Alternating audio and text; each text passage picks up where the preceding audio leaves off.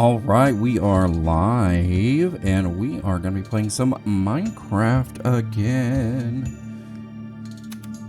Ba-ba-boom, here we go. Alright. Just checking, making sure things look good. Looks like all sound is going. I've been having trouble coming up and figuring out my sound levels and figuring out what works best.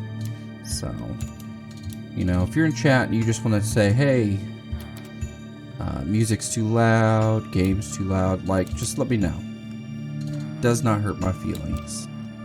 And I will take all suggestions into consideration. Alright, so we've got quite a bit to do. We are going to really see if we can finish up a couple more of the villagers, add a couple more things. Rates are going really, really well. Surprisingly well, actually. And then we're going to work on the potion brewing room, which in the last stream, we designed it in a creative world. And yeah. Look at all this. Yeah. So lots of good stuff. I also got a couple villagers off stream. Bane of Arthropods 5. Bam, done. And finally, Unbreaking 3. Right there. So excited. But yeah. Alright. New track being played in the background. It is called Surface Tension of Fate. It is by yours truly. And yeah, just supposed to be some nice ambient music. But yeah, we got to finish a couple more. We've got 4 more villagers that we need to get figured out. Bane of Arthropods 4, no thank you. What do you got for me? Sweeping Edge 2, no thank you. Sweeping Edge 3, I think we already have Sweeping Edge 3.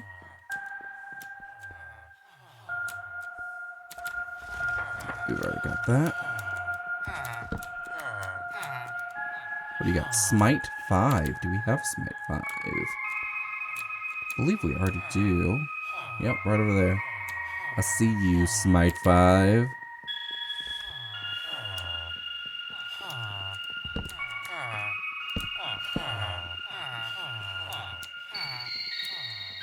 Alright. So, a couple of things that I want to do here. A couple of things I want to add. I like the light sources back there. I want to add some up here in the front. So we're going to do that. We won't be able to add a whole lot. But I think we can add a few. Let's see.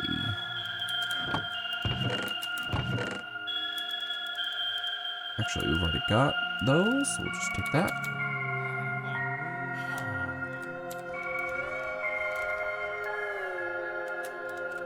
There we go.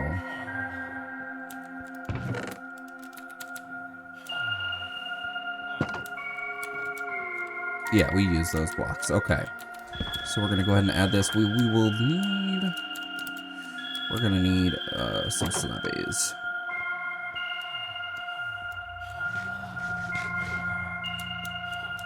Let's grab some slabbies. Grabby the slabby.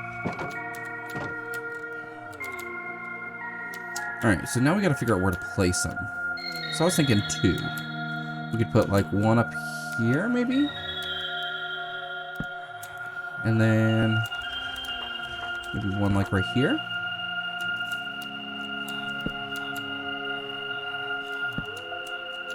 I think that looks pretty good.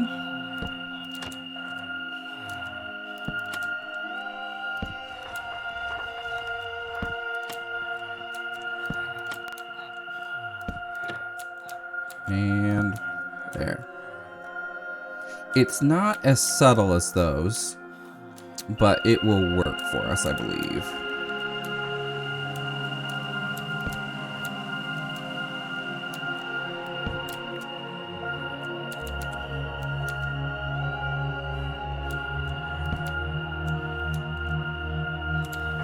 go. Ooh, this is another new one that I put on here. This is Biological Highway on-ramp.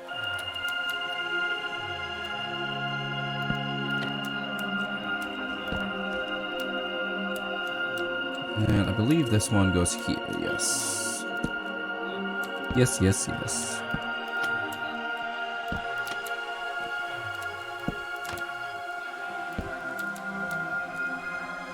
Alright. Let's take a step back and look at it. Now, from this angle, we're not really going to see it. So it's really going to be like once we come in here. And it's not overly noticeable. Alright. Hey, let's see. Did you guys pick up trades again? No. No. And no. Let's see if we can reset you.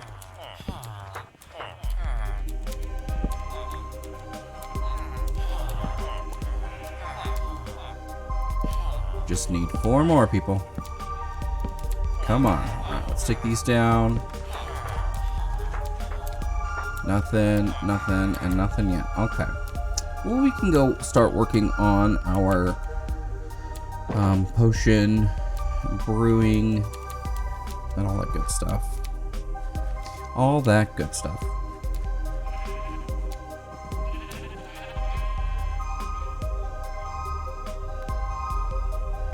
So we're going to fill in a lot of this, and some of this is very uneven.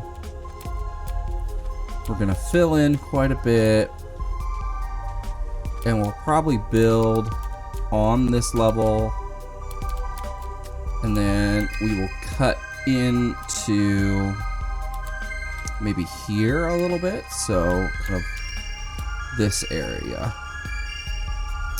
But we need to build. Let's grab the bed. I got a purple bed ready for us. And then let's start filling in some of this.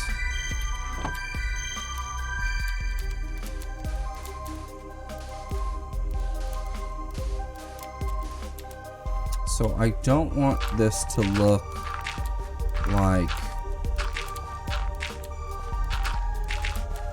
just filling in sand on one side and then dirt on another. I want it to really mesh together.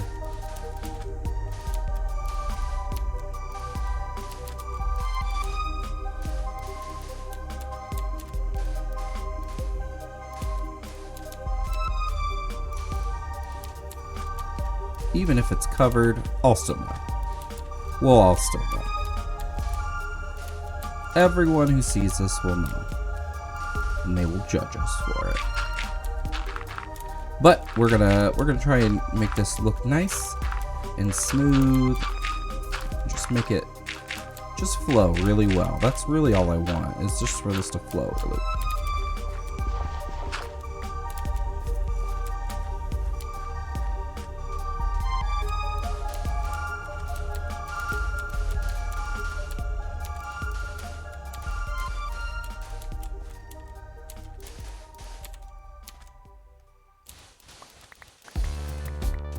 Go.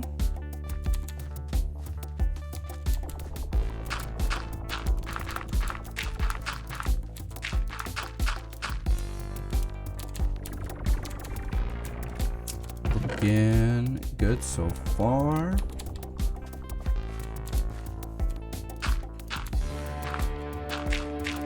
Now over here will be more dirt based.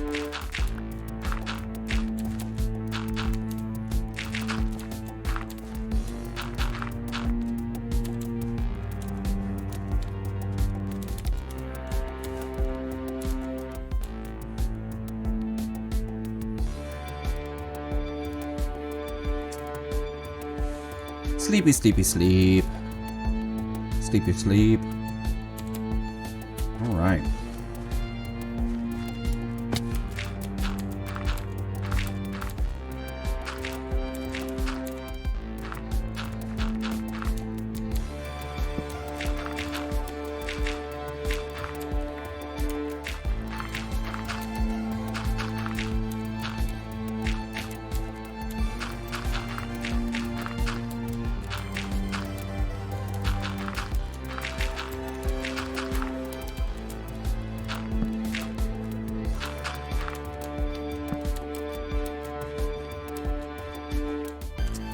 Maybe we could do a little bit of sand on top here. Yeah, let's do a little bit more sand over there.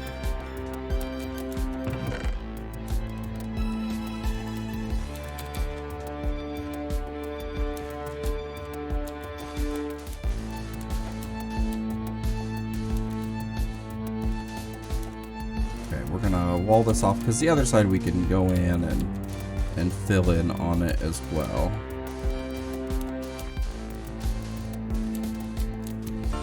And we'll make it look all nice and get it all nice and flowy so it all flows together.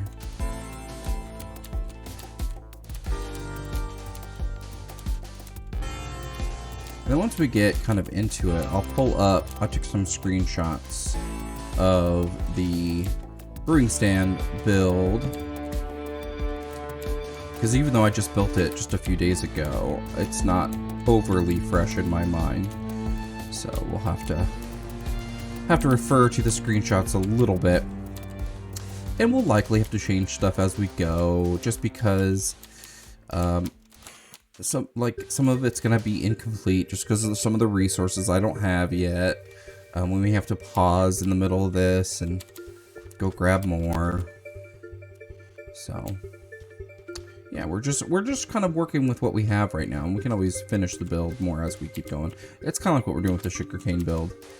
It's going to be a mega build over time, not a mega build all at once. And I'm okay with that. I'm happy with that.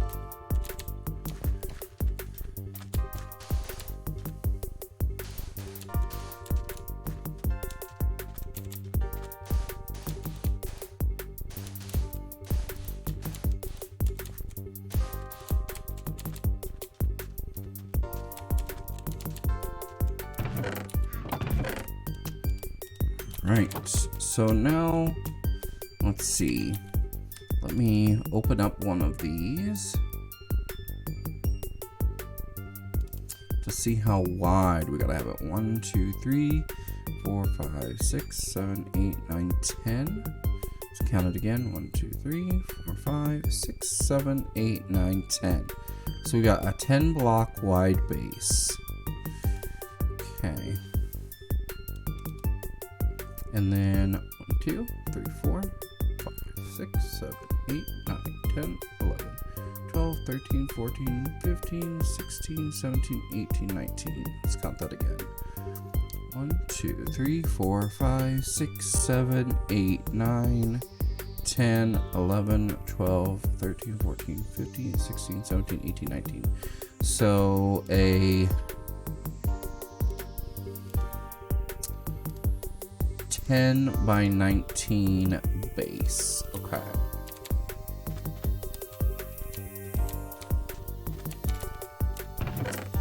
So let's count that out with the soul sand here. Actually, no, let's put this back.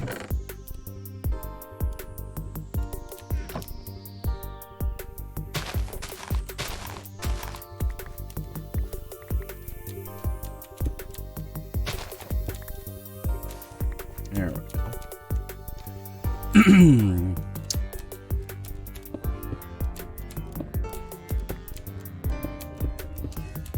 How do I want to do this? How much of this do I want to cut into? Because there is a naturally generated structure up there, and I don't really want to move it. So we'll just have to kind of look and see what works. And then how far over should I go? Because there is this. Okay. So we could probably go to about maybe back in here. So kind of. There we go. Let's put that back.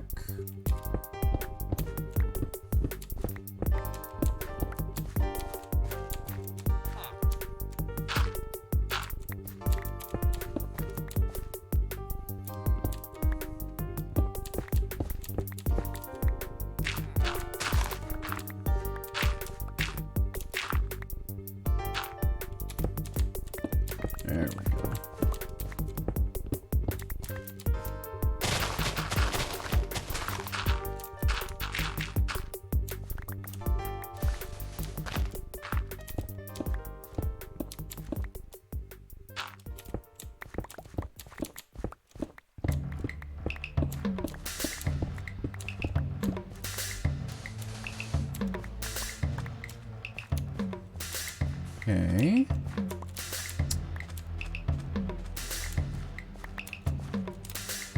Ah! I fell. I fell down.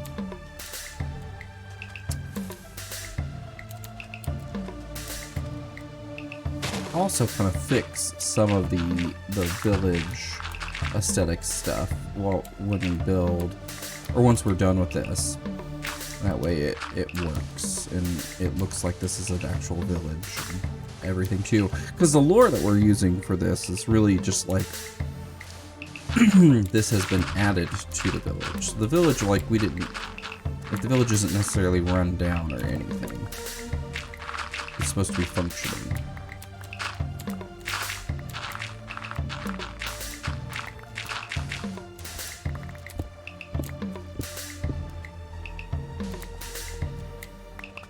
Now, this is probably, like, more than enough space once we get it all done, but we can always taper the ground back and make it look a little bit more natural.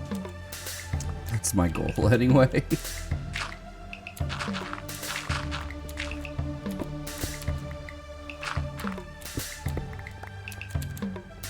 Okay, so it's 1, 2, 3, 4, 5, 6, 7, 8. So, no, that's not gonna work.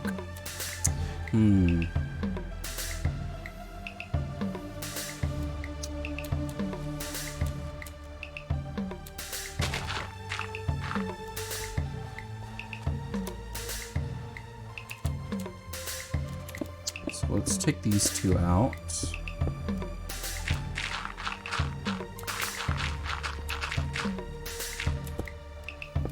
And we'll just have to come up with a creative fix. We'll give future us a challenge.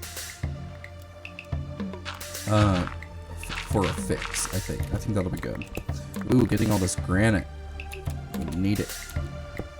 I did some off-stream mining, and I got a little bit more granite, hopefully for another floor on our sugarcane farm.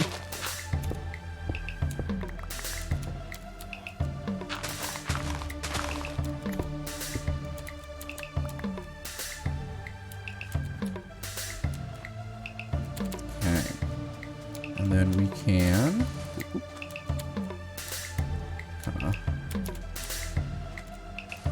do that for now, and then we'll make it look better later.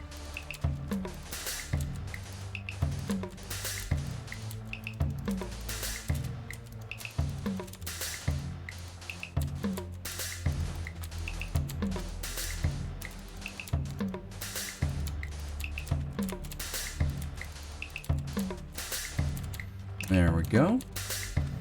And then we'll build this out a little bit. Ah! Yeah, like this.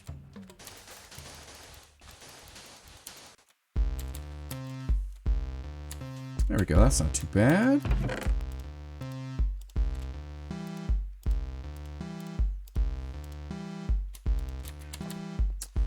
Add a little bit more up here.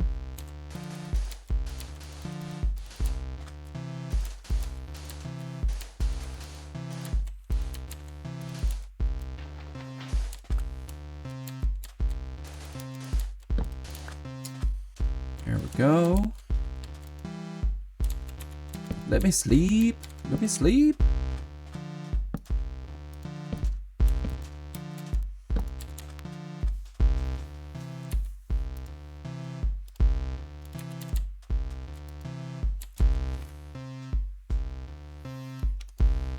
Sleepy, sleep. Sleepy, sleepy, sleepy. Sleepy, sleepy, sleepy. There we go. There's some sleepies.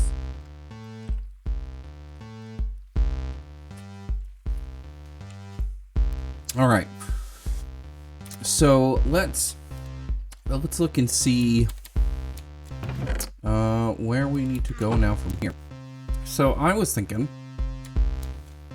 we got to do 10 by 19. So we do 1, 2, 3, 5, 6, 7, 8, 9, 10.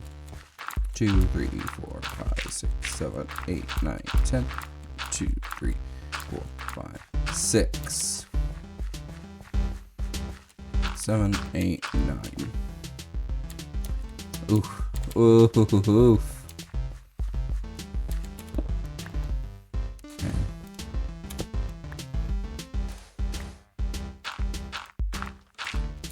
So let's tear this out.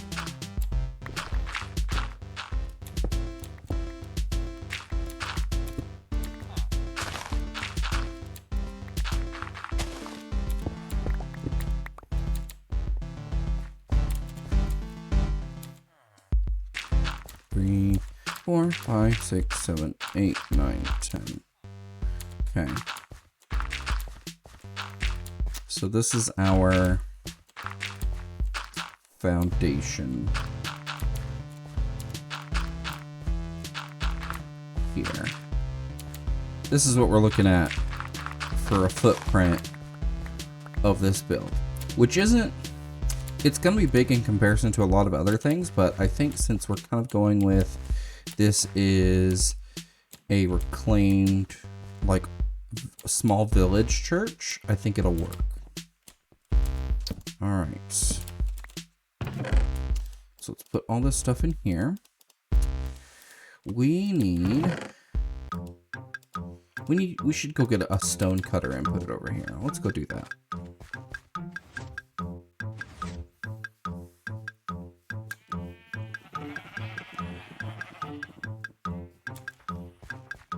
Planted more trees because we're gonna need more wood eventually.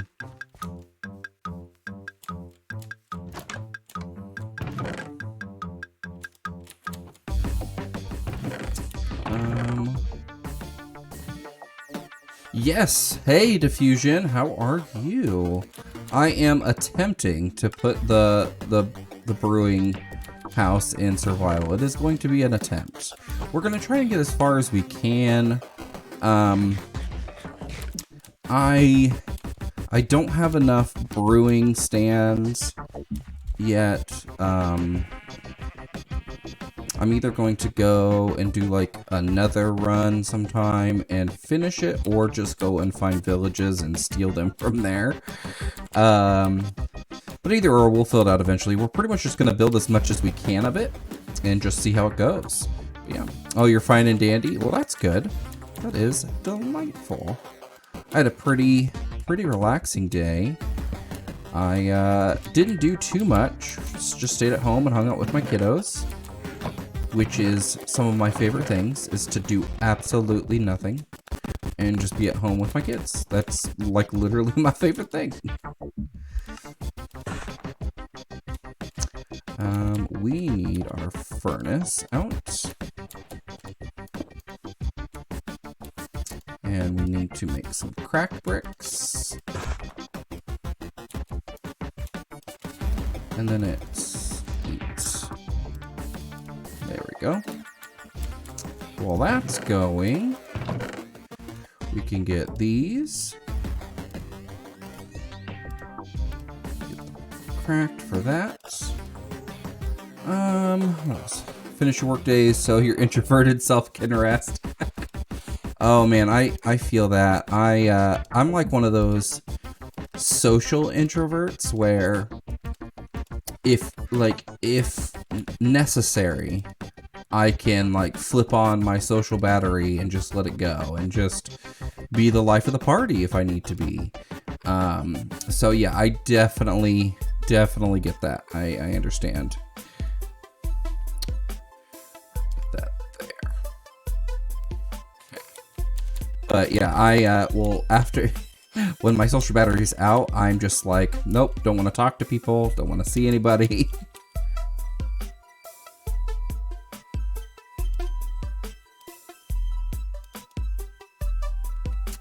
Stone first, then deep slate.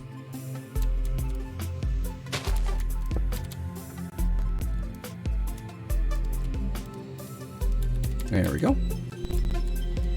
So yeah, this takes up a lot bigger of a footprint than I initially thought. So it's going to be quite large.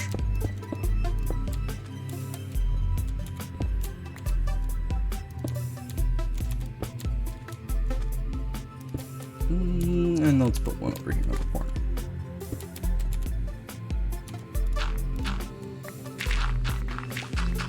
But did get some sun.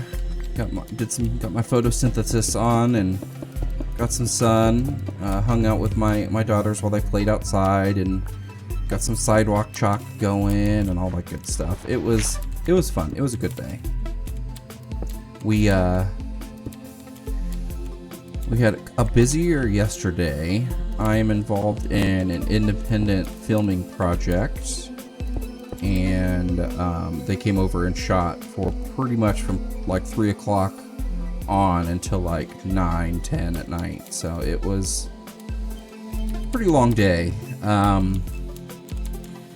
It's for a like independent zombie series. So I get to be a bad guy. I get to be loud and yell at people and say bad words. Yeah, I've been having a blast with it. It's like we've been doing this for about 2 years, really since like right before lockdown happened, like right as lockdown was happening for quarantine for COVID is when we started getting stuff started for it. So it's been a long time coming. It's definitely been quite a while that we've been working on it, but it's so much fun. I've been having a blast because I get, you know, it's play pretend. You get to have fun and be silly and act ridiculous, and so I really dig it.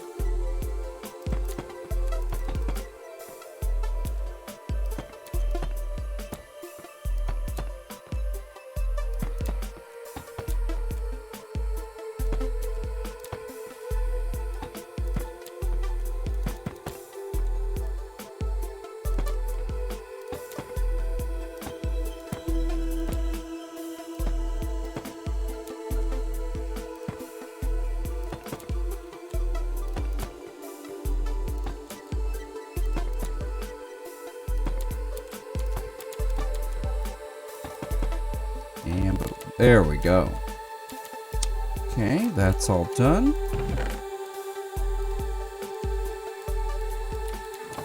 All right.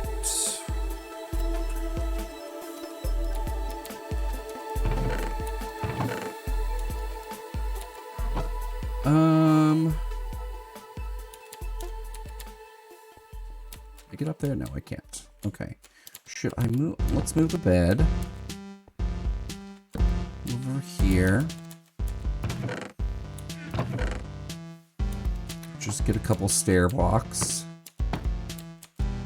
Okay. So, if I remember right, acting is fun. Too good at fake crying. I'll make a joke and fake get upset at something, and my body will just be like, tears time. Yeah, totally. Like, it's one of those things that sometimes, like, you get your body used to doing something, and it will just take over and go. Like, for some people, it's not so much of like an action as it is like a series of actions. So like, you start, like, your body starts the act of crying and can't stop because it doesn't understand that it's not real, kind of stuff. Which has always been super fascinating to me. I think that kind of stuff is really interesting.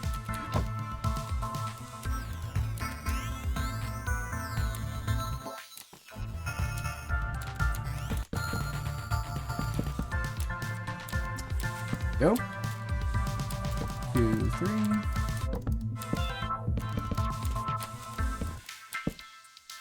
Gotta be the character, not play the character. Yeah, sometimes. It's one of those things where, in a healthy way, you gotta be the character in a healthy way. Like, to the point where you're not, like, abusing the nature of, like, the set and the environment and stuff. Like, it's kind of like when people take method acting too far, and it's just an excuse to be unpleasant to everyone around you. Like, if it's your excuse to be mean, like, find a better, like, don't use your craft as an excuse to be mean. But like people who are serious about playing their character and really doing their research on your character, I find that stuff really interesting, and I appreciate that when I see it in film and TV. Is when people will pay respect to the character by not only researching it, but like trying to understand how the character lived. Yeah, makes sense. Yeah, it's one of those things. I used to be really big into method acting, but because from the outside looking in, it's really interesting, and it's cool even to a point. You know, you get to kind of act out your wildest fantasy of having this power and control of being this character who may be like magnanimous and very over the top. But there's also the thing of like, it's not just you on the project. There are other people too, and those other people have just as much of a right to be there and to feel safe and comfortable and that. So it's one of those things that when I was a kid, I always thought like the hardcore method acting was the thing. But as I've gotten older, it's been one of those things where I'm like, well, no, it can be really dangerous. Not just like physical danger, but like psychologically, it can be kind of ridiculous. Oh no, this is supposed to be set in one. Yeah, I just realized that we didn't go for the flat look. But yeah, I appreciate when actors really dive into that kind of stuff and investigate the character that they're going to be spending, you know, a good portion of their time on. I think that stuff's really cool.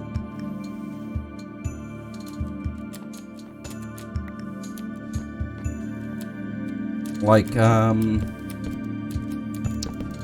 what is it? Like, I appreciate that, like, actors like Christian Bale will physically transform their bodies. Is it healthy? No. And like that kind of physical transformation isn't something to be like admired. I appreciate it, and I am understanding in the fact that like it's detrimental to his like physical health. Like fluctuating between weight like that so often and going on extreme diets to accomplish that is not good for your body. Even if he does look healthy at, you know, when he's finished doing something, like he could look healthy and it could still be very dangerous.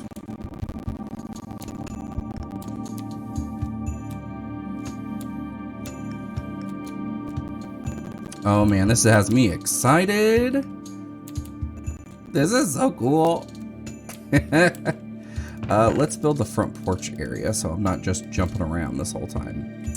But we are going to need some more sand. We're going to have to bulk this out a little bit.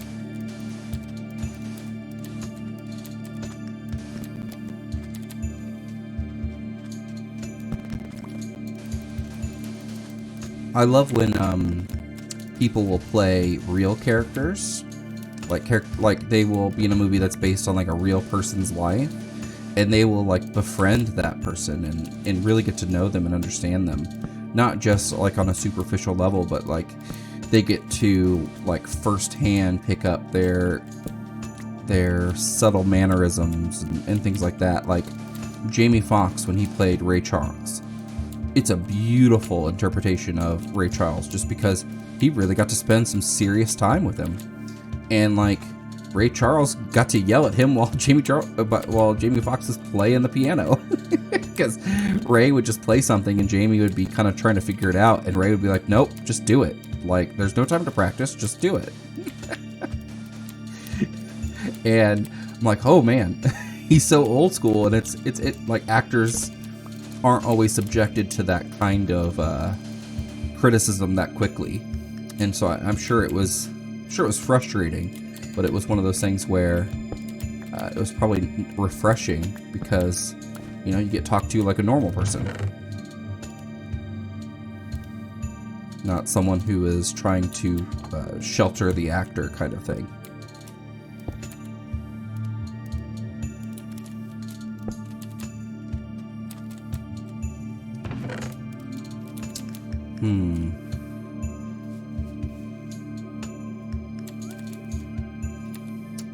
Do I have another picture? Bryan Cranston is one of your favorite actors. He is really good. I like him. What have I seen him in that really impressed me? Man, he's really what's the I'm trying to think of that movie where he's the writer who's like writes the bathtub. He did really well in that.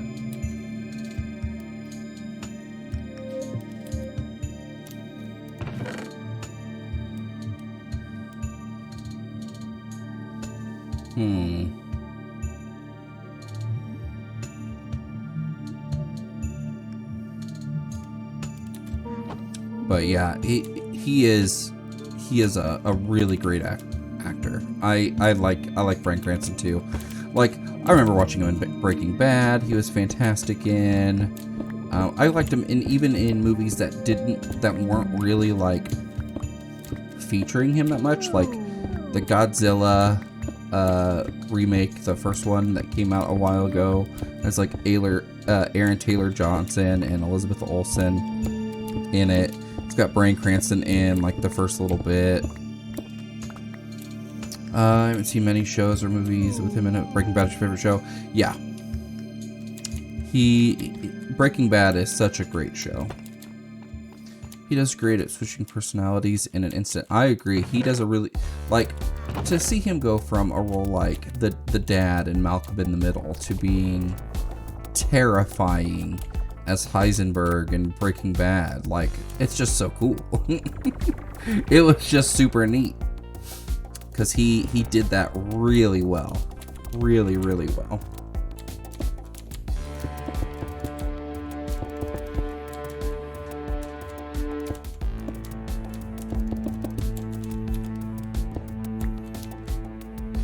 Remember thinking how when you first watched Breaking Bad, yeah, it was definitely a jarring experience, but I'm sure it was fun for him, you know, playing a very nice dad for a while and then being able to, you know, I'm sure playing a villain is really fun, because you get to say like these really cheesy kind of lines. You get to play it up a lot, you know, and I'm sure that's a lot of fun. Like, I've had fun being a bad guy in this independent series. It's been a lot of fun. Because it's very different when it's very different than how I normally am and how I normally talk to people.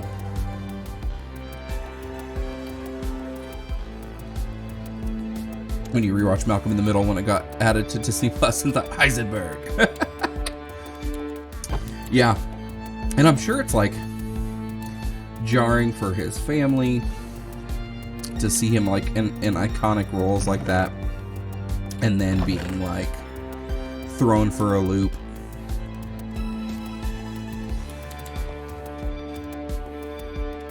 But yeah, he is very talented. I really like. I think he's really good.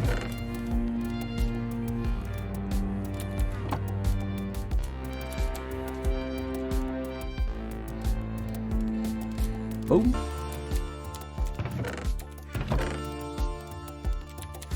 All right. Let's see. What does that look like? So we're gonna go in one. Guess that paid off. Yeah. Yeah, it definitely paid off. Oh, you think Brian said he avoided dad roles after Malcolm because he didn't want to be seen as the dad character? That, yeah. No, I agree. I think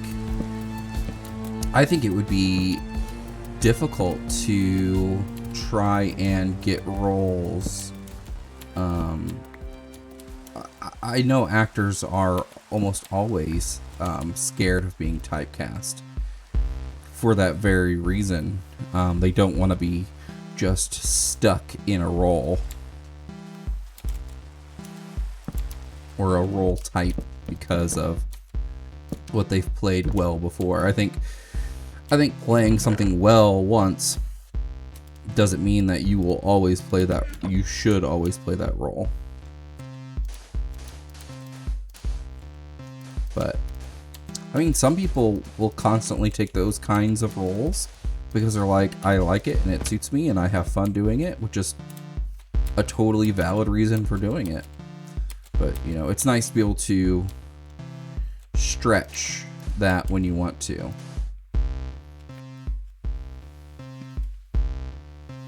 My wife was getting something out of her car.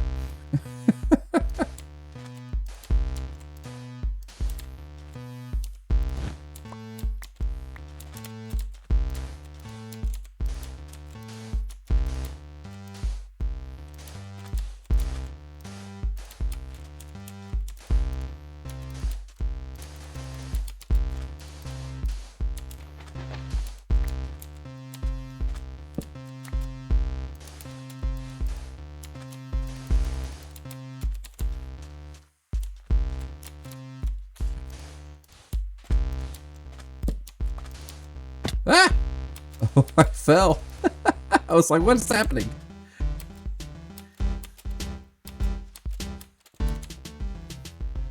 All right.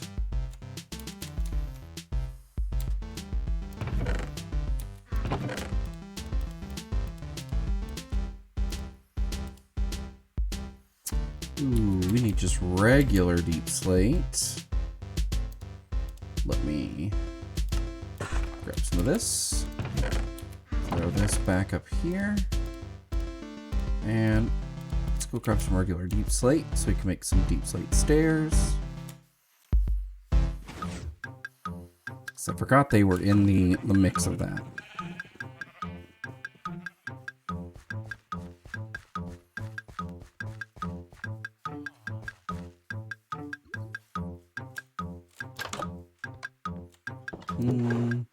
There we go. And there we go.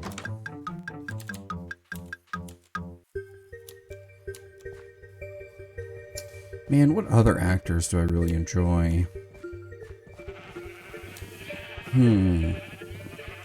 I really like Jonathan Majors. He was in Lovecraft Country, and he was He Who Remains, or Kang, in Loki.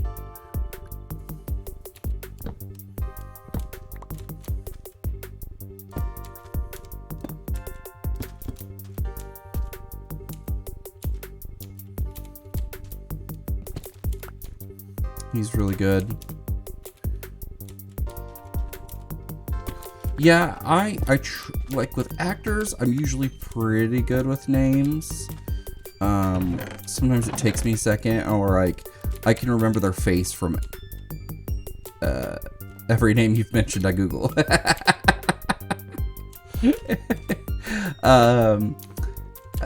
Yeah, I'm a big faces person too. Yeah, I can remember faces forever. But when it comes to names, like, it takes me a second. Sometimes I have to, like, have seen them in something enough to recognize their name just offhanded. So it just kind of depends. But I'm trying to get better at the whole names thing. But yeah, Jonathan Majors is fantastic. I just watched another actor.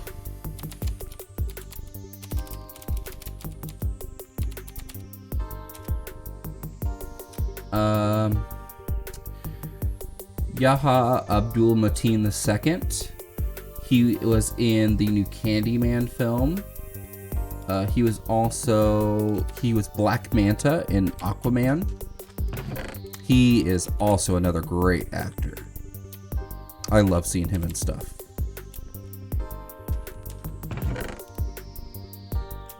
He's in the Watchmen show that was on HBO, and oh, it's so good. Haven't seen Aquaman yet? If you have HBO Max, it's on there, and to me, it is a really good blend of like what a comic book movie is and what an action movie is. I enjoyed it. There's some really great fights in it. Some of the effects are just amazing. It does have its hang-ups, like it has its flaws, but I really enjoyed Aquaman. I think Jason Momoa does a good job for that character.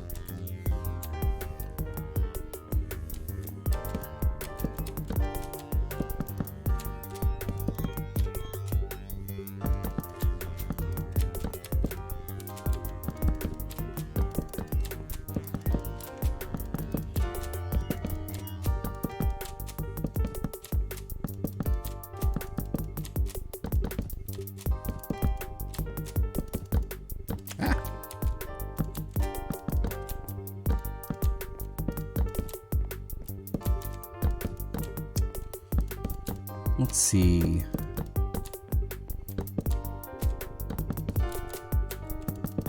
I've been on a big horror movie kick. Just want the next Thor movie to come out. You're so excited? Yeah, it looks really good. And buff Natalie Portman. Ugh. Yes, please. Like, the picture of her and Valkyrie and the woman who looks like she's going to be playing the goddess Bast, who is the Black Panther goddess. And they're just these big, muscly, beautiful women. I'm like, yes. It looks really fun. I'm excited. Hopefully they kind of use it as a really good opportunity to not just fill the movie up with like ridiculous jokes, because like I enjoyed Ragnarok. I thought Thor Ragnarok was a really fun movie, but it was just like there wasn't a lot of substance to it. It was mostly just joke, which I mean is fine, except like when you have a myriad of other comic book movies that do the same thing, it can get a little, it gets a little old for me. How do I feel like this isn't right?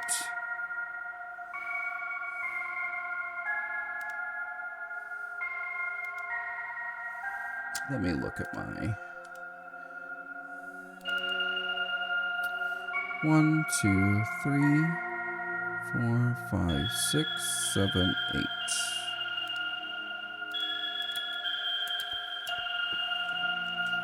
2, 3, 4, 5, 6, 7, 8. Okay, yeah, that's right. Okay.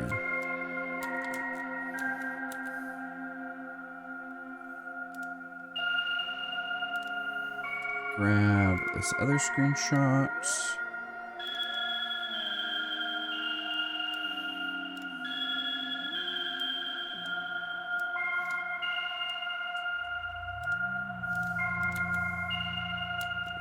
Now, I wasn't disappointed with Multiverse of Madness. It just didn't live up to a lot of the hype that was kind of set for it. Like, it had some big shoes to fill, and it did a really good job at, like, meeting most of my expectations.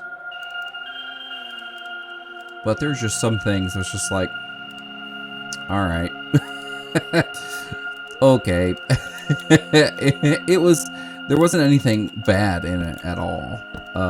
It was just, there were some things I was just like, fine. This is okay.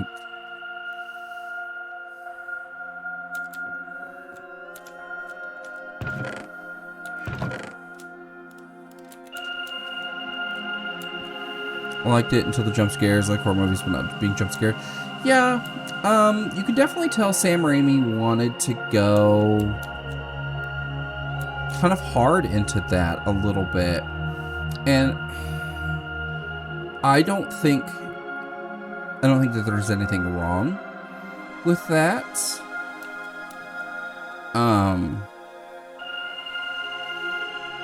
I feel like I'm doing this wrong. I'm gonna switch worlds. I feel like he really tried to make it his kind of horror movie, which is fine. Ooh, wrong thing. but there was a kind of sense of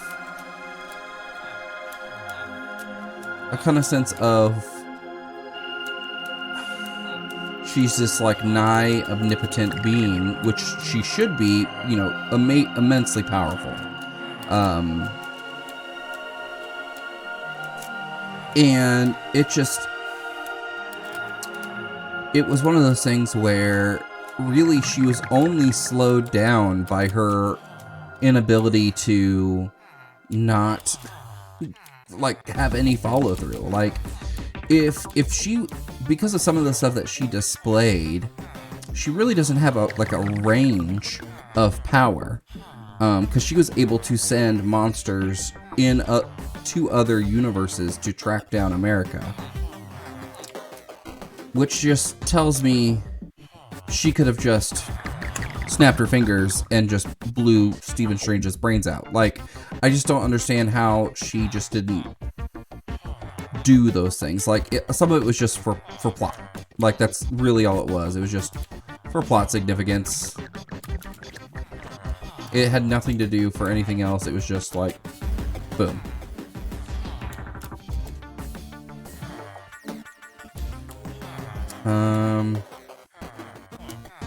Okay, so we got black glass panels, or panes, dark, okay. Alright, let's hop back.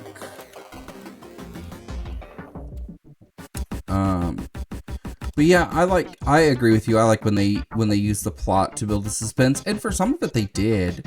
But they did the thing of, as soon as they introduced a character, they killed them off kind of thing, which is like my least favorite thing. It is so, to me, it's lazy. It's just like, oh, can you believe it? We're going to have this character in the movie, but only for 3 minutes, and then they're going to die. We're going to establish that these characters are immensely powerful, and then guess what? They're going to die. It's the same thing that happened to X-Men First Class. The character Darwin, literally they went around and talked about all their powers, and he showed off his power to adapt to anything, so he can adapt to survive anything. And then what do they do in the next scene? They kill him. And he's the only one. They killed the unkillable dude, and they did that with Black Bolt, and it was just one of those things where, like, Black Bolt has the ability to destroy you with his sonic speech. Totally, exactly how that's supposed to be. And then she erases his mouth, so when he goes to speak, there's just skin there. Why is that part of his face more durable than his skull and brains? Because that skin didn't rip or break open because of his sonic speech, but he imploded inside. That is less durable? Like, it doesn't make any sense. You can't establish a character's ability to disintegrate literally anything. Maybe it needs to bounce a few times to gain power. Maybe, but like, we saw it not bounce off of anything when it destroyed the 838 Stephen Strange. So like, given the things that they had said and used at the beginning to kind of show how powerful they are, they okay.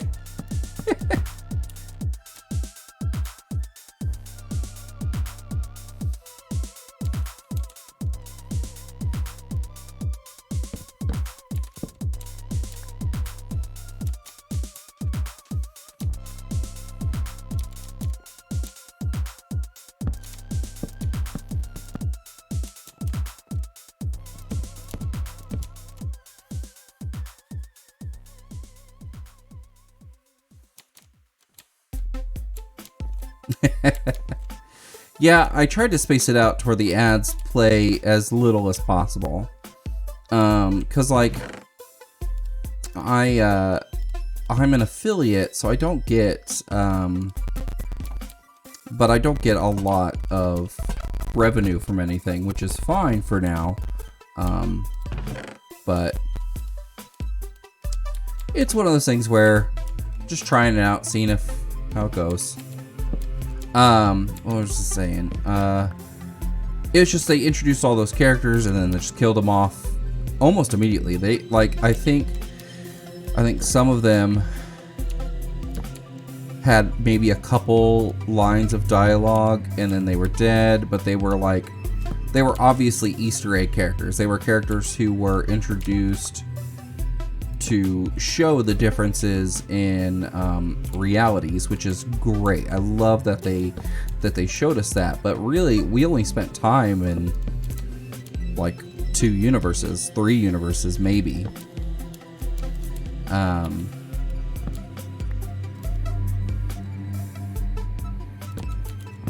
So it was just one of the things where it was overhyped. Like for me, it's a multiverse, so it might not be the end of those characters. That's true, but we also don't.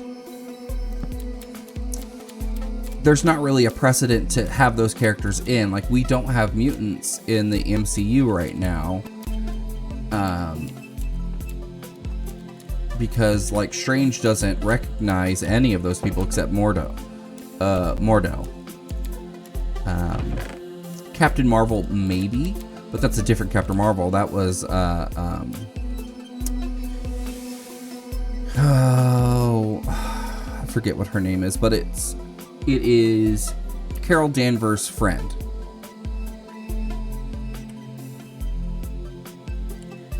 From the movie. And then Mr. Fantastic, they don't have in the MCU.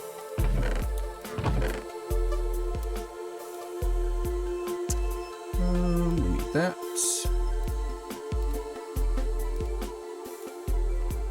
But it does show us that there's a lot of potential for a lot of cool stuff to happen. It's just, I want the cool stuff to happen. You know, like, give me the cool stuff already. Like, don't give me years of hyping it up. Just give me the cool stuff. We've already had almost 30 movies. Like, it's time. You can give us the cake now. We've all been here long enough.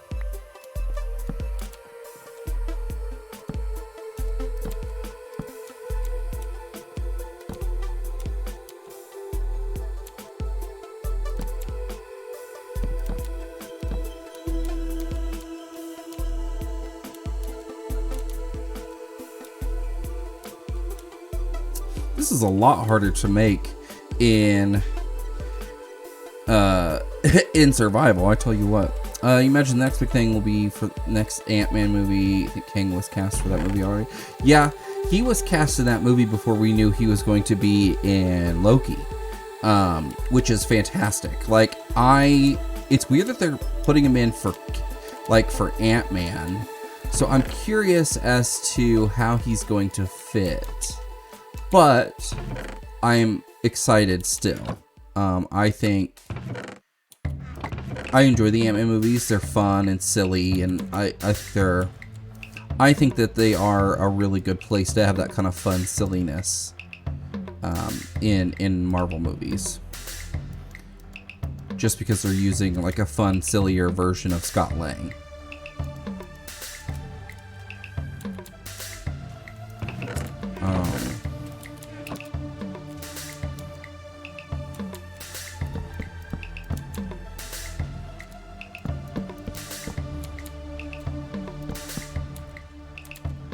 I think King lives in the quantum realm to hide from the time people, at least that's the theory I've seen. Yeah, I've seen that too, and a lot of people said that the TVA exists in the quantum realm, which is interesting. But they've kind of gone back and forth with their rules of time travel and how that works. So I don't know. It's pretty much going to be whatever they want to be the reason will just be accepted as the reason. Like, they haven't really done a good job at having a hard set of rules for their stuff and like staying consistent with it, especially from movie to movie. From movie to movie, they kind of disregard a lot of that.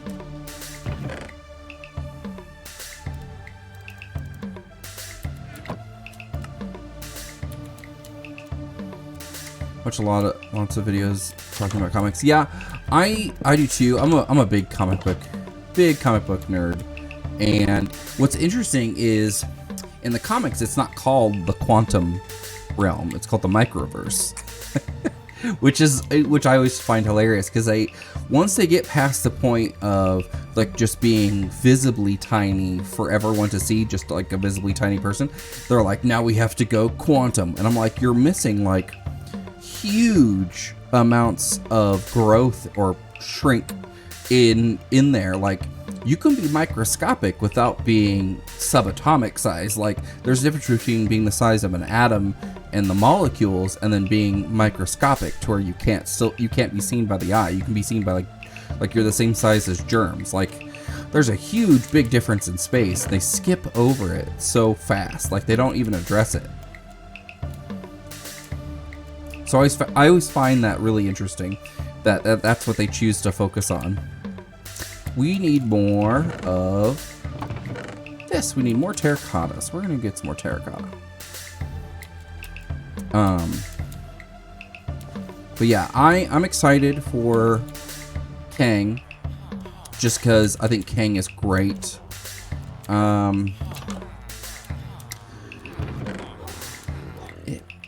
And I say this kind of hesitantly, because we have Kang, we should eventually have Mr. Fantastic in the main MCU universe, because Kang is technically descended from him. But they have changed that kind of stuff before. Like Ultron, for example, was not made by Tony Stark and Bruce Banner. Ultron was made by Hank Pym. So they can, like, because they have before, they can just move things around and make it to where he's not a descendant. What they'll probably end up doing is making him a descendant of Tony Stark, because they seem to have this thing of making everything related to Tony Stark. So I wouldn't doubt that they do that. Like, it wouldn't surprise me if they made him all of a sudden a descendant of Tony Stark.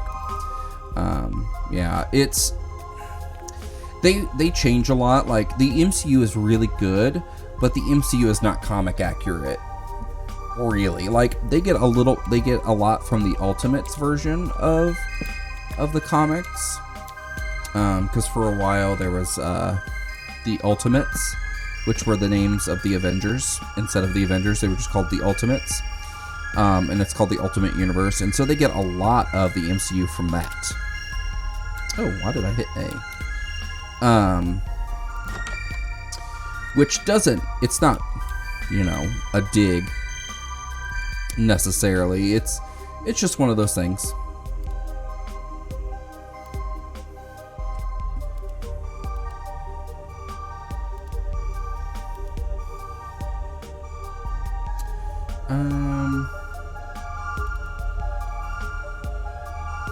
I think that is a good screenshot for that. So I can count how many I need to have. Let's see, we got 1, 2, 3, 4, 5. Then 1, 2, 3, so that's 8. We got 8. 1, 2, 3, 4, 5, 6, 7, 8. So let's try that. But I mean, it's okay to have differences between the source material and stuff, because some stuff doesn't translate well to the big screen. So I think it's totally fine, as long as like we hold that. I'm one of those people who likes the DC movies, so, and I get really salty when people will. When people don't keep that same level of like, oh, they can change things. for the DC comics, because the moment DC changes anything, they're like, they don't understand Superman, they don't understand Batman, you can't change these things, they're fundamental to their character. They have to be exactly like how I want them to be. And I'm like, no, they can change things, that's okay, because we've said it's okay in the Marvel universe. Keep surprises for comic readers. Yeah, which is totally fine. It's a different interpretation. Like, there are, like, it's always weird to say if something's comic book accurate, because there are different things that are canon, right? Like, for a long time, Wolverine's claws were not part of his, like, original design. Like, they were added when he was given his the adamantium over a skeleton. They were like, he has extra space, let's give him claws.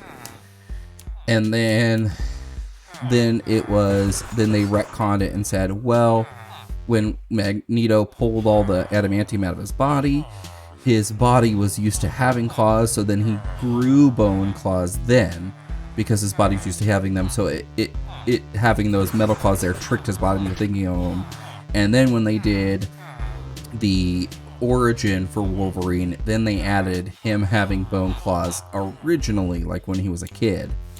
So, like, there are different versions of comic canon. It's really just like, what is the most up-to-date canon and what are they going with? Like, the whole thing with Magneto being Scarlet Witch's dad, that has gone back and forth in canon for like a decade or longer even. Like, it is gone back and forth so many times. Like, for a while it was hinted that they may have been related but never confirmed, and then it was outright said that they're mutants and they were his kid.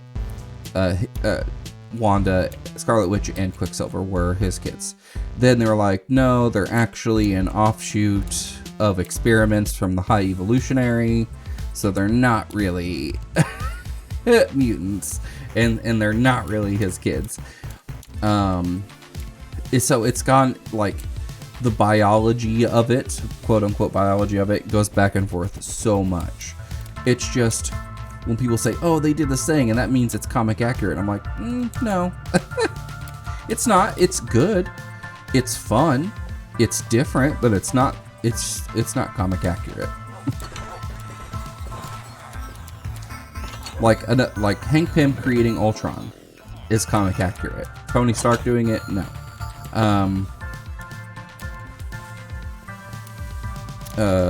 Wanda having her powers awakened by the Mind Stone is not comic accurate. Like, Thanos wanting to erase life in the universe by half because of resource conservation is not comic accurate. Like, he's obsessed with death in the comics. Like, he just romanticizes the idea of death.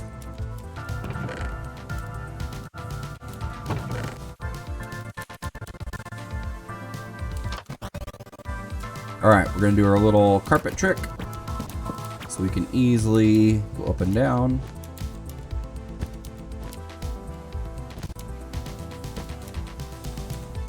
Boom, boom, boom. I think it would be strange if Hank was in Age of Ultron. I mean, it would have been, but, like, should they have done Ultron as the second, like, as a villain who is, his entire story is contained in the second Avengers team-up movie? They shouldn't have done that. Like, to me, Ultron should have been like an arc, because, like, in the comics, Ultron keeps coming back because he has, like, backups of himself just stored in different places. So what I think they could have done is, instead of having Thanos for the first, like, the Infinity arc being the first arc, have Ultron be the first arc, because kind of like where it is a terrestrial or Earth-based villain that is, like, huge and world-ending.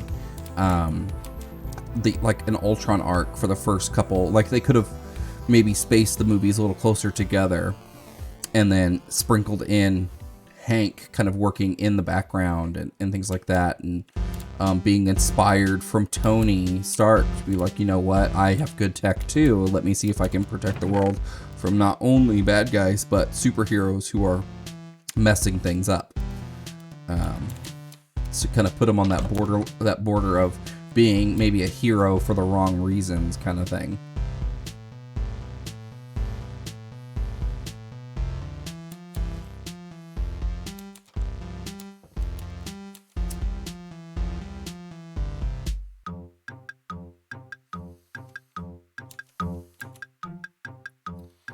Okay. But yeah, they could have had a lot of different things, but they were working on a timeline. They, you know, it's, if I had my way, the MCU would be very different. Not to say it would be better or worse. It would just be different.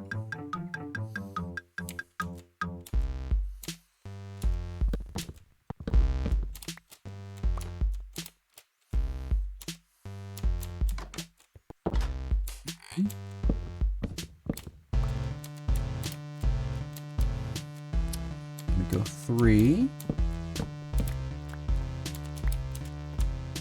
Right? Yeah.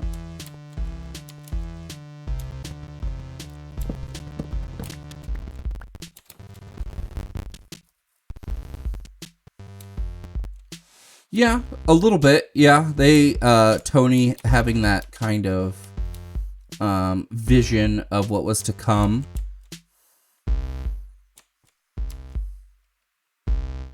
I thought that was really, really good too. It definitely helped create consistency between Ultron, Age of Ultron, and Endgame, and like it helped keep the consistency pretty level throughout the series. It definitely did help with that. Ultron was one of those movies where I enjoyed it when I first watched it, and then afterwards I was like, maybe it wasn't that good. it was one of those things that, like, the more I thought about it, the less I liked it. Like, there are parts of it that I really like.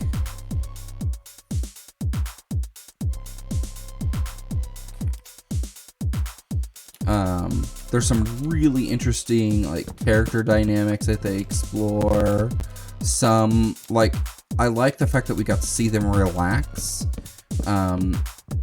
Before Ultron is introduced, we got to see them kind of relax as heroes. Like, they got to have, like, a party and get to hang out and things like that. Like, I think superheroes doing, like, normal, everyday kind of things is really cool. The hammer nudge was great, yes. Agreed. Captain America lifting up the hammer was fantastic. Especially in Endgame. Like, and when Thor was like, I knew it. And I was like, yeah. Oh man, I was in there cheering. It was it was ridiculous. The portal scene is so good. There's one big complaint I have from, like, someone, like, I don't want the MCU to be exactly like the comics, but there's a couple things that I wish that they would have kept. Like, in the comics, Captain America has these great monologues, these great lines that he says. And there's one where I'm gonna horribly trim this down, where he says to Thanos in the Infinity Gauntlet storyline, where essentially he says, no matter how many monsters you send at us, as long as there is one person standing in between you and the end of the world, we will win. And it's just literally Captain America standing up to Thanos, and they reference it in right before the portal scene happens, because it is literally Captain America pulls the strap on his shield and starts walking towards Thanos and this impending army all by himself. Like, that is that line of dialogue, or that whole speech just laid out, instead of it being said, they just did it. Which I'm like, okay, that's fine. That's okay. That I can understand that. There's one in Civil War where I'm actually like, we don't get to hear him say the line, the plant yourself in the ground like a tree, and it's the one that Sharon reads at Peggy's funeral. Oh man, I gotta find it, because now I just want to say the quote.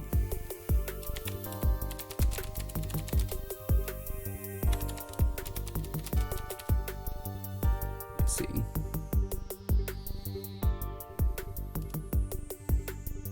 Okay. So this quote: doesn't matter what the press says, doesn't matter what the politicians or the mob say, doesn't matter if the whole country decides that something wrong is something right. The nation is founded on one principle above all else, the requirement that we stand up for what we believe, no matter the odds or the consequences. When the mob and the press and the whole world tell you to move, your job is to plant yourself like a tree beside the river of truth and tell the world, no, you move. And I'm like, that's so good. And Captain America didn't get to say it. He heard it from Sharon Carter. Like, I just wanted him to say it. Now you wish it was said. Oh, the Infinity Gauntlet one. Yeah, it's so good. It's so, like, some of his stuff in the comics is so good. Now, they give him one in Winter Soldier that's really good. That's original. The one where right before, it's pretty much where he's addressing everyone at S.H.I.E.L.D. saying Hydra's here. And so they give him a really good speech. But man, there are some ones from the comics that are just undeniably good.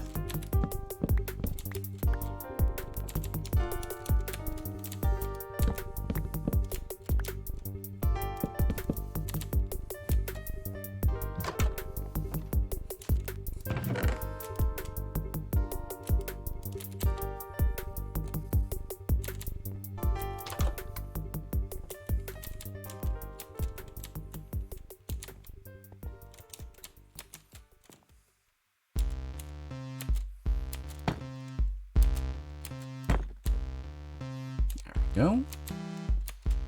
But at the end of the day, they're all comic book movies, and we get to see superheroes in the big screen. It's all good.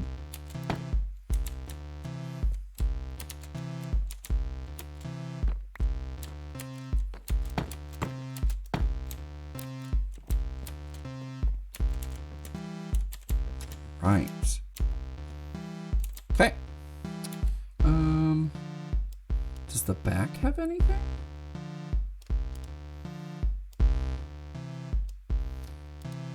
Yeah, like little kid me would be very jealous of how many superhero movies we get like a year. It's also for Galactus.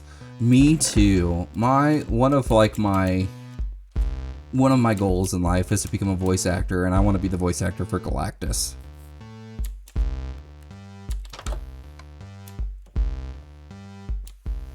Because it would be just, so good. Okay.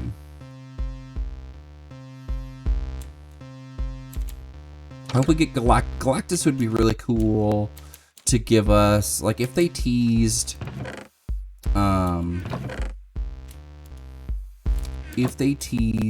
the Fantastic Four, like if they give us a Fantastic Four in this phase somewhere to help fight King, and then they use the Fantastic Four to then get us into where Galactus would be all over. I'd just be done. I'd be spent.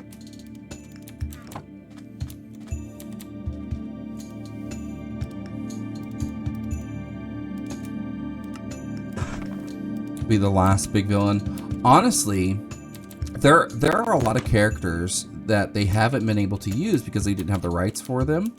And so now that they have the rights for them, they almost don't fit to use anymore. Like, mutants. There's no way to elegantly bring in the mutants, which is sad. But, like, really, that's the truth of the matter. There's really no way to bring them in elegantly.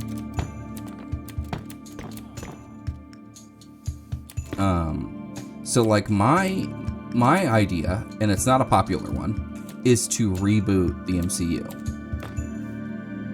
And do it with a few certain characters. There's a few certain characters who you could use to be that bridge to reboot the franchise. Galactus could be one. But the whole idea with Galactus is that he is from the universe before, and so he is like living off of planetary energy to sustain himself. Like, it's weird. But my favorite character is the character called the Sentry, Robert Reynolds. He's like a Superman type, but he's a Superman type who has dissociative identity disorder. He has multiple personalities, and one personality is Robert Reynolds, just your average kind of fuddy-duddy guy. The other one is the Sentry, who is like the world's strongest superhero, and his other personality is the Void, the world's strongest villain. And the way he describes the Void is that for every life he saves as the Sentry, the Void makes sure someone dies in its place to keep balance. So, like, if he saves 100 people in a plane crash, the Void will make sure 100 people die in a train crash. Like, it's ridiculous. But he is a character who eventually we find out that he has the ability to just remake matter. Like, he can just do anything. Not reality manipulation so much, but he made the world forget him. Like, he made the world and everyone in it forget that he existed because he was so, even himself. Because if the Sentry doesn't exist, then the Void doesn't exist. And I think that would be a really cool thing, is that because in the comics, once everyone remembers him, that's when the Void comes back. And that could be another villain.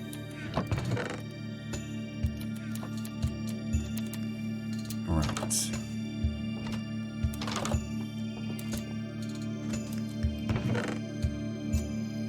We need this glass here. This and this.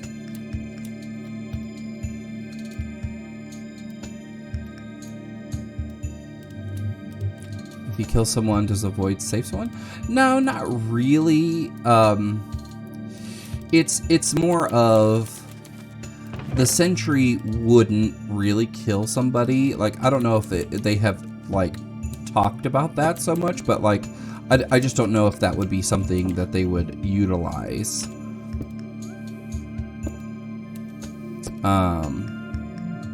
But it's interesting to think about.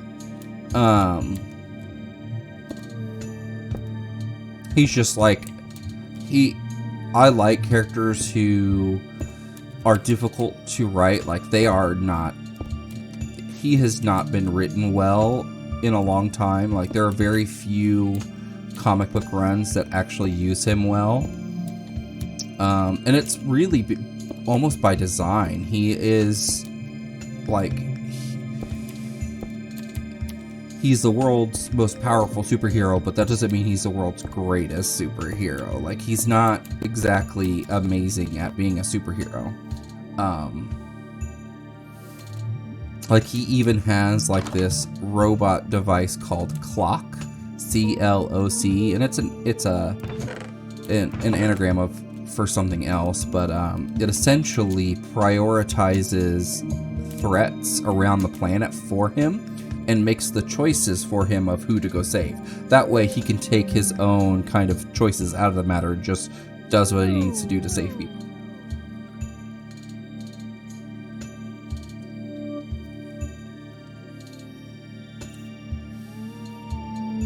If he stops Thanos right before he snaps, does it mean half the universe dies anyway?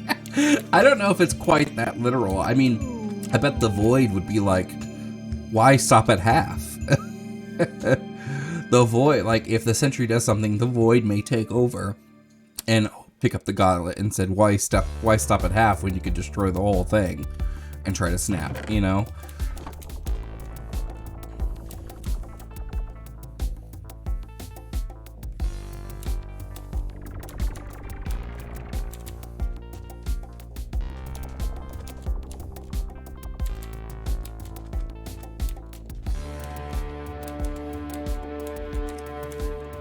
We are getting there on this build.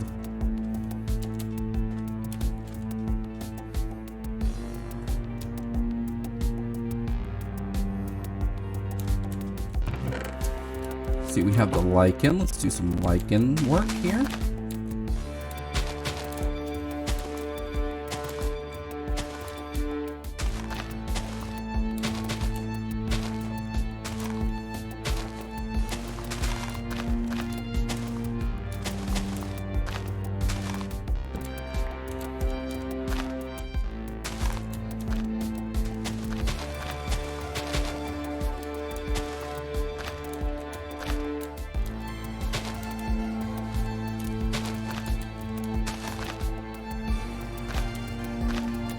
There we go. Pretty good. What else do we need out here?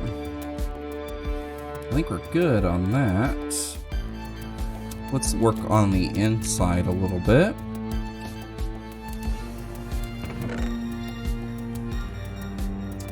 Let's kind of start setting up some of the places where these guys would go.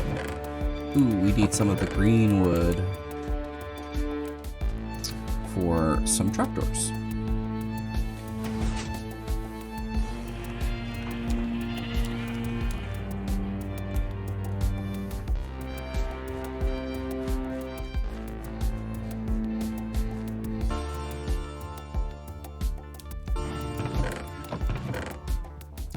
Ooh, we haven't seen any green wood yet. Ooh, that's not good. We'll have to just use something else for now.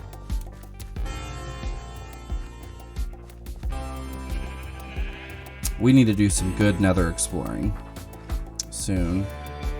Maybe we'll do that tomorrow for Monday Minecraft. Monday Night Minecraft may just be just hanging out in the nether.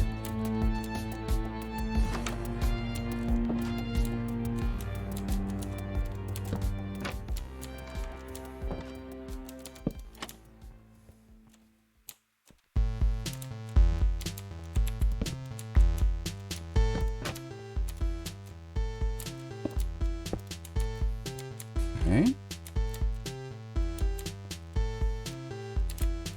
Let's do this, and then this, like that. Okay.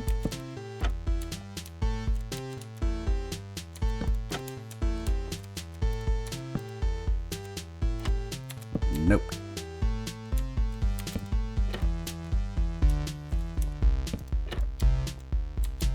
Oh, no. There we go.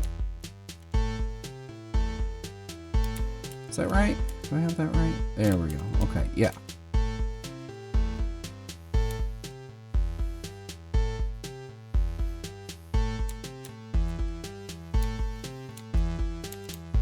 I feel like we got quite a bit done. I need more wool. And I don't have a lot of dye, but what I can do is dye a few sheep. And then that will just give me more wool.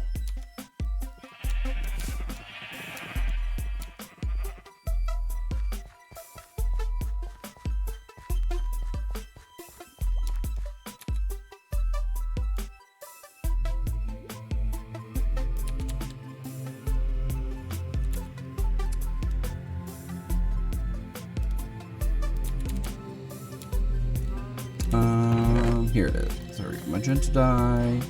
Take purple dye. Found some brown dye and ended up dyeing a bed down there brown. So we have a nice brown bed in our sugarcane farm. turn you purple and you magenta, and I shear you. There we go.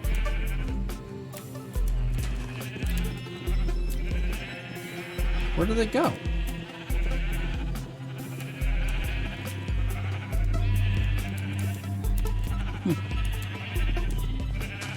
Is that all I got? Is that all I got out of that? Alright.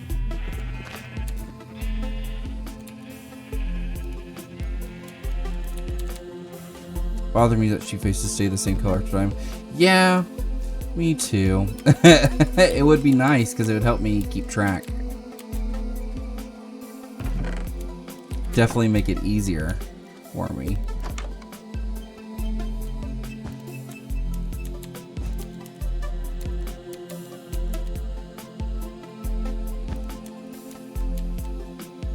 Okay.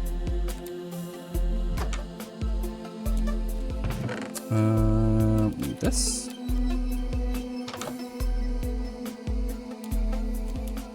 We're just gonna blah blah. Let's put some light in here just in case.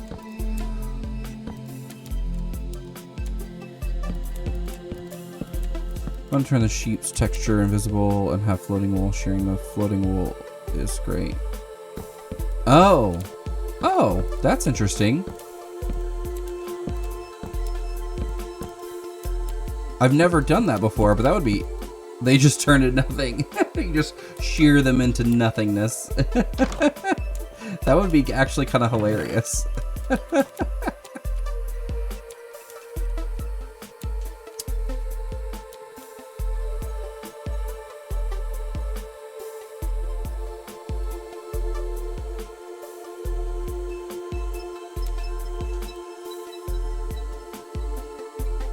I'm like kind of avoiding the roof because it is going to be a nightmare.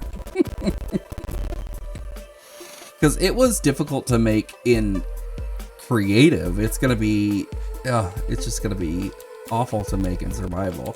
So let's take a little break. Let's go check on our sugarcane farm and see if we can get those villagers to swap and get those trades locked in. I've just got 4 more to lock in. And it was lucky enough to get a couple of them off stream, but I just can't, like, I just got a couple more trades I gotta lock in. I just need fire protection 4, lure 3, protection 4, and sharpness 5. That's it. Luck of the sea 2. That is not what I need. Fire protection 1. That is not what I need. Nothing is not what I need. Ugh. Alright, let's see. Do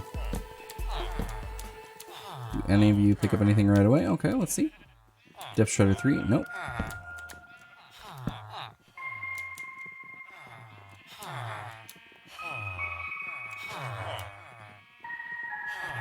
Come on. Alright, let's do some trades. I do have some... I forgot that I had this up here. I have some, like, paper. So we can just get some trade started while we're building up our sugarcane supply. And just start trading. Just getting some emeralds while we wait.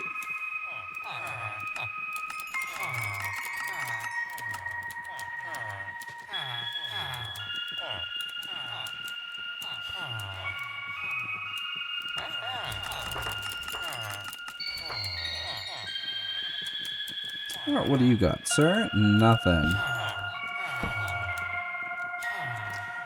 Nothing.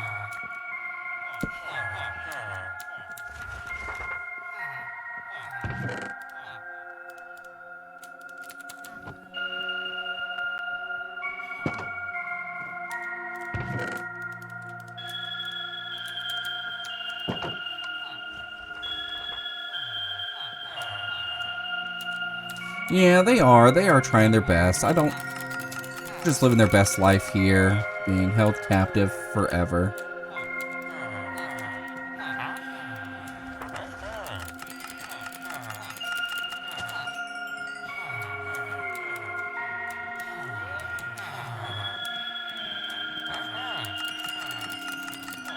It's just... It's one of those things where I'm like, I only have 4 more left to get. Like, I got almost all of these except maybe 1 or 2, and I had a couple over here that were done on the first live stream I did. So within 2 hours. Got over half. And then these last little bit have been the most difficult.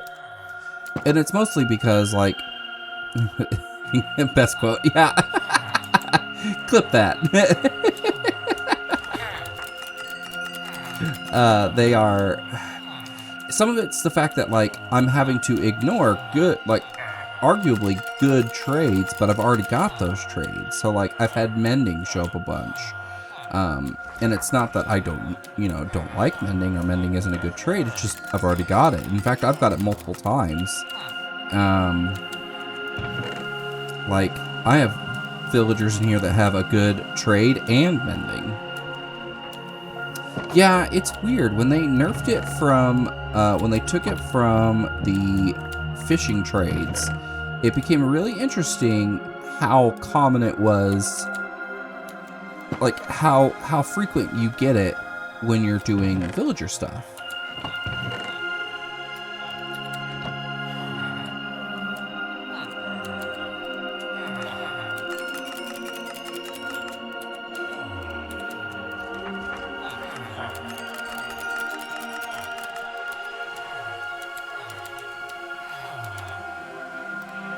Gotta make sure it's not a guy that doesn't have anything yet.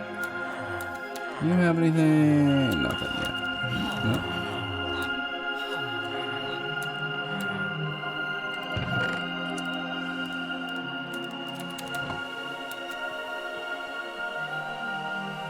What's funny is, like, some of those that I need left, I already have as a secondary trade somewhere else, but I want them as the first trade for everything.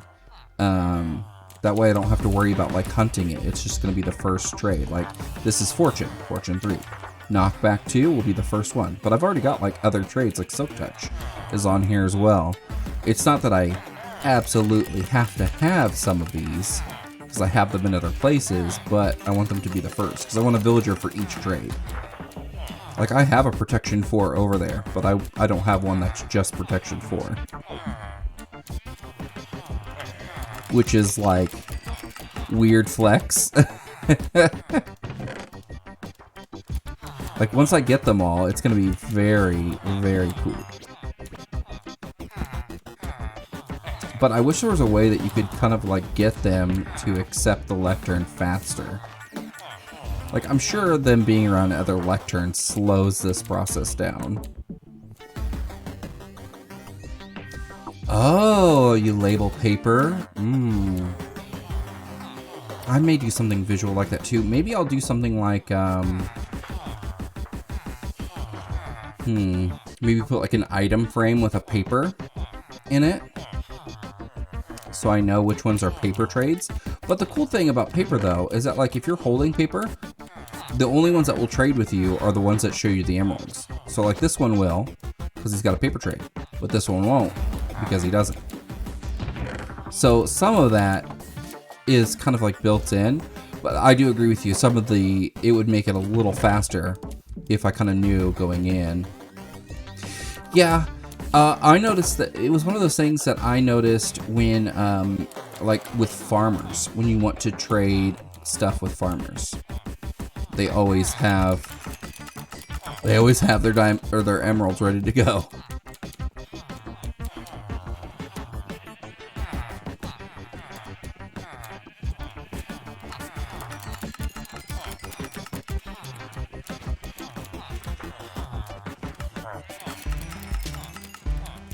Ooh, you finally picked up a trade. What'd you get? Knockback 1. You poop.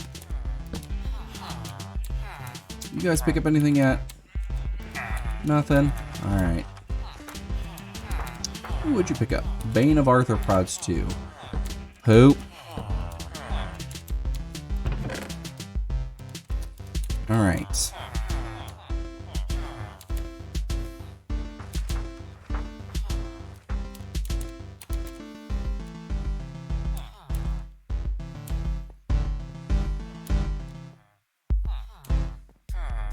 We've got our curses. We'll have our soul speed going there. We need a bug boss to make that enchantment worth it. The Bane of arthropods. Yeah. Yeah. I have some friends that have talked about that too. Like, there needs to be like a spider boss or something. I don't know if I would go with spider. Maybe go with something like maybe something a little bit more menacing. Something that could give you like a rare item drop, like a scorpion or something, you know, like something like that. Something that's scary. A worm boss, kind of like Terraria. That could be interesting. I think something that lived in the ground and tunneled and left holes in the ground would be interesting. I don't think players would like it because it would potentially tear up their builds.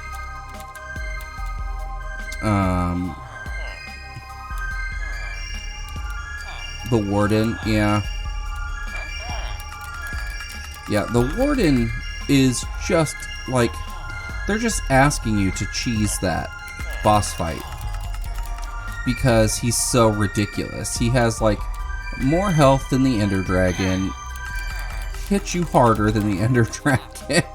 He's ridiculous. They're like, the Ender Dragon isn't that tough, so we gotta make something tougher. So I like, it's just strange.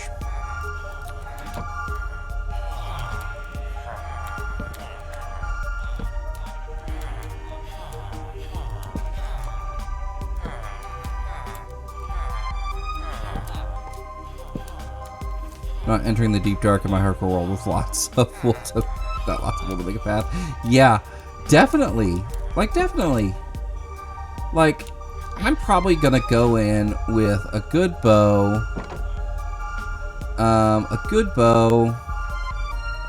Uh-oh.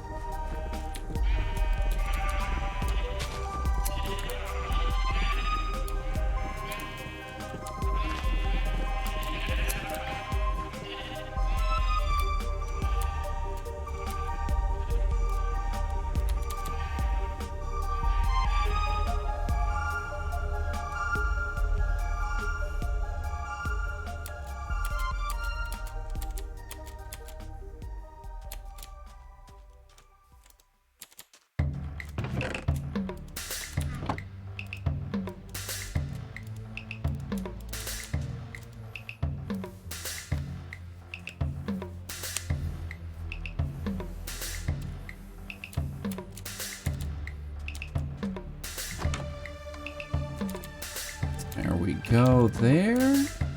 And let's do that. Actually, let's do this here.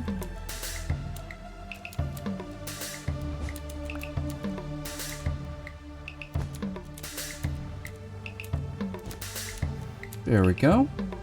I think that looks pretty good. Nice little staggered carpet look. Yeah, I kind of dig it. Yeah, I plan on, for the Warden, just having a good bow, maybe some TNT, and just shooting TNT to make sounds at places. Like set it down, shoot it, let it blow up, distract him, shoot him some more. Like doing, you know, using tipped arrows, setting down some lava, or like maybe making a trapped room for him, like luring him into like a lava blade or something. Projectile that goes through walls and ignores your armor. Yeah, exactly. Like they made him wanting you to cheese him. That's my opinion. They want you to figure out how to cheese it. It kind of makes you want to go into the deep dark with other people, which I think is a good idea, because then you can strategize a little bit more, you know, more opportunities for damage on him. So yeah, I think there are some good things people can do, but it's still gonna be a pain. Let's see. lanterns are here. So we need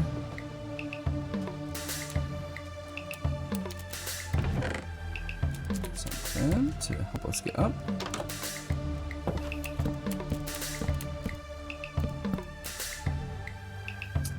So we're not here, but we're here.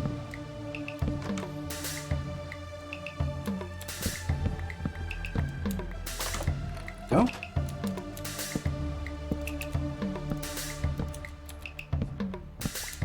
Okay, so looking, we do blue first, then regular.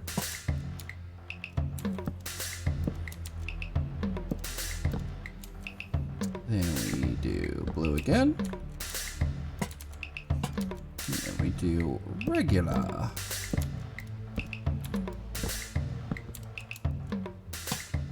Go, that should be quite a bit of light. Ooh, we need to get some cauldrons in here as well.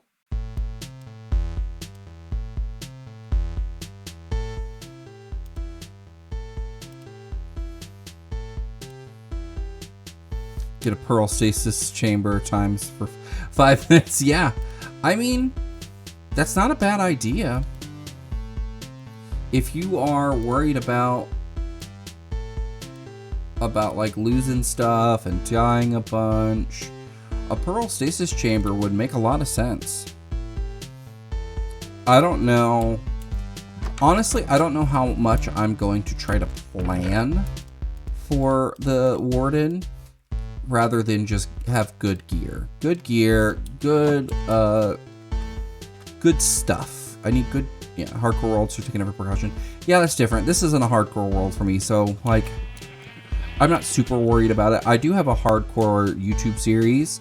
I've only got one episode out now. I call it Survivor Series. This week I'm going to be working on episode 2. And it's my first time playing hardcore. And you can tell. Because I am not great at hardcore. But yeah, so it's still growing. And I haven't been into it as much as I thought I was going to, but I'm gonna try and get the second one made this week and edited and all that stuff. But yeah, well, thank you. I hope it is good, and I hope it's good. I hope you have fun watching it. I had fun making it. So yeah, we need to make some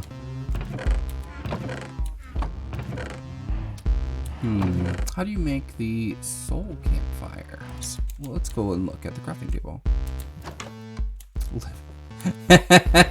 Thank you for that. I'll have to let me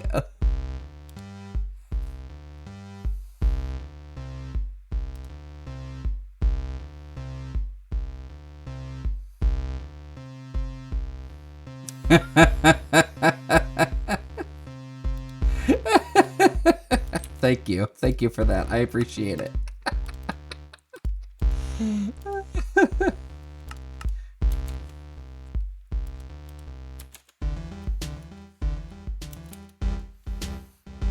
Oh man, that may be the clip I use for the thumbnail.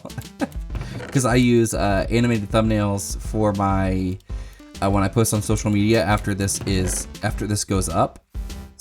What I like to do is post. I take a clip of the live stream, and then I post it to. I put it on the thumbnail, and then I post it to like Instagram, Twitter, Facebook, that stuff, to show that my live stream is over on YouTube, like ported over. YouTube, you can't use animated thumbnails, but I like to do it with that. Oh, I need more logs. But yeah, so I will probably end up using that. So thank you for that. Let everyone see me in all my glory.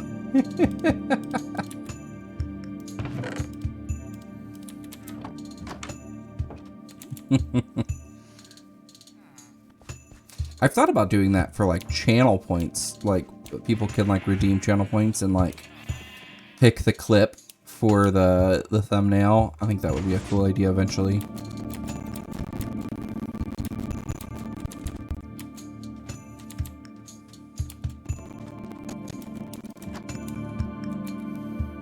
Alright, so yeah, good deal. I don't have like, just because I'm still small and I don't I haven't really done a lot with it. I've made emotes and things like that. Like a lot of them are tier emotes. Some of them I think you can get with points, like my poop emote. That's my favorite.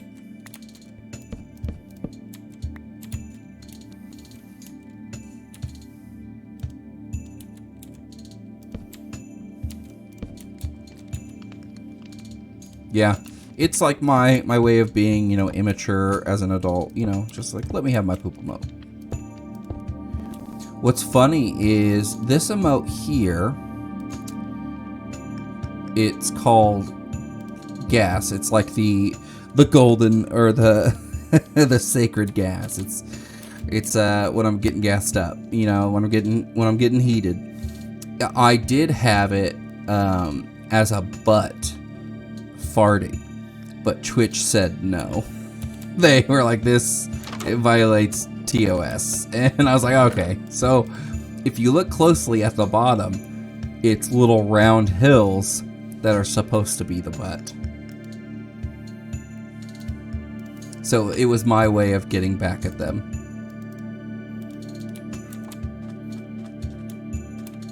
And still having it be a thing.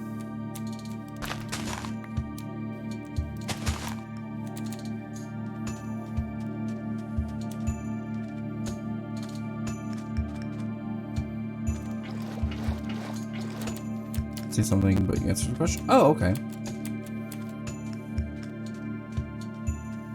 What, now I'm interested in what did I say that answered a question? But yeah, I made those. I use a site called Canva, and they have a bunch of assets that you can use, and I made those and just made it all nice and fun. You can say if you're affiliate long enough, you get follower emotes if you don't get emote warnings. Yeah, so I have it, the follower emotes, it says all I have to do is be streaming for 60 days, have 60 days of streaming. And I don't know, because I don't know if that is, and they don't have to be like consecutive days. So I think every day I've streamed counts as one of those days of 60 days or whatever. So I think that's what it is. So as soon as I get to that point, I'm going to move a lot of those to the follower ones, because I kind of want my, like, let me know you're here and hanging out as the woot, which is this one. And eventually I'll have that pop up and like on screen while like my, wait, the stream is starting stuff. When that happens, that way I know people are, you know, getting hyped up for stream to start. Eventually I'm going to be moving a lot of them over to follower emotes, and then I will create some different tiered ones.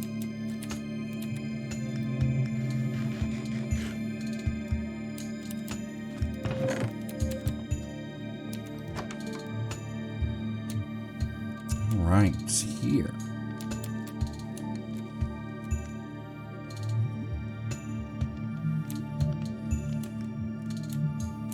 Ah, okay.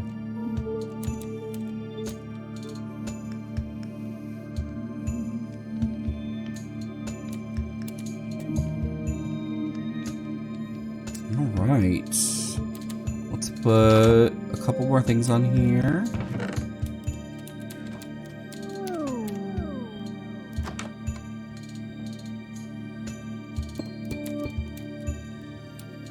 Okay.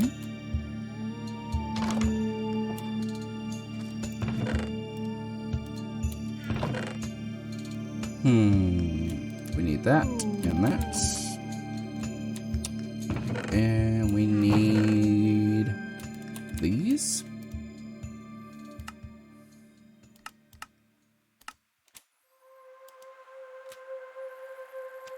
Okay. And then we know. Oh, let's just take this back because we need a couple chests. Okay.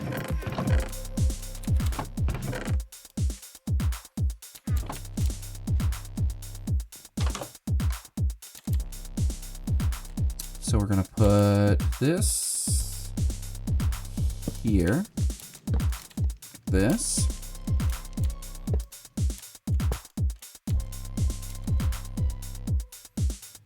And let me put this here to be that. Move that, because that's going to be where the brewing stand goes.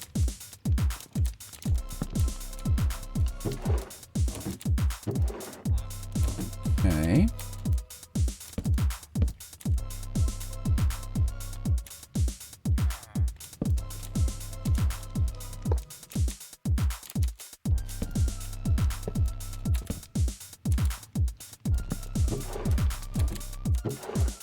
There we go. And then we will do this.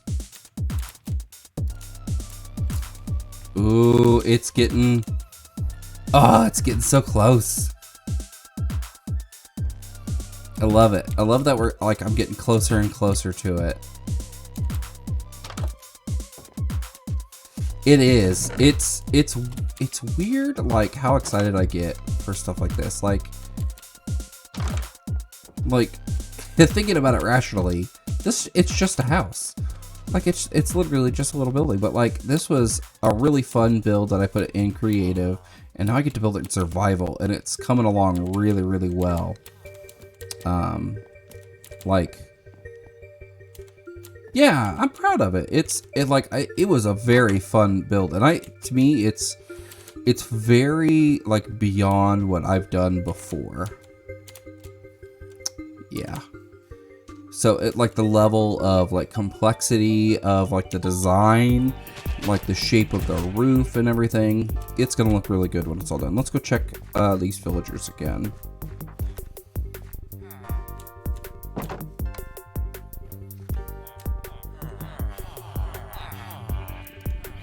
Ah, poopy. Ah, poopy. Ah, poopy. Poopy.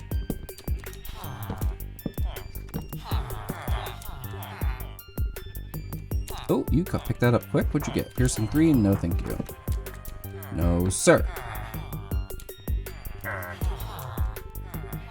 Anyone else pick up anything? Pick up anything? Pick up anything? Pick up anything? Ah! Alright. Well, Diffusion, since you're still hanging out with me, I did make a TikTok of kind of showing off this build. If you are interested in looking at that, let me plug my socials, !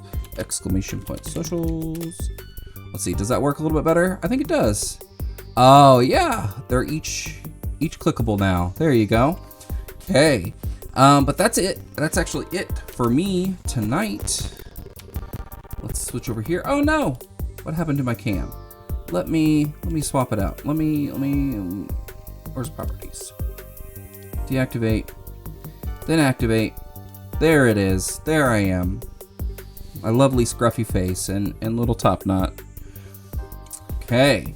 Well, we are going to head on out. We're going to head on over to Fruity Cutie. She was actually one of the people who helped get me to affiliate.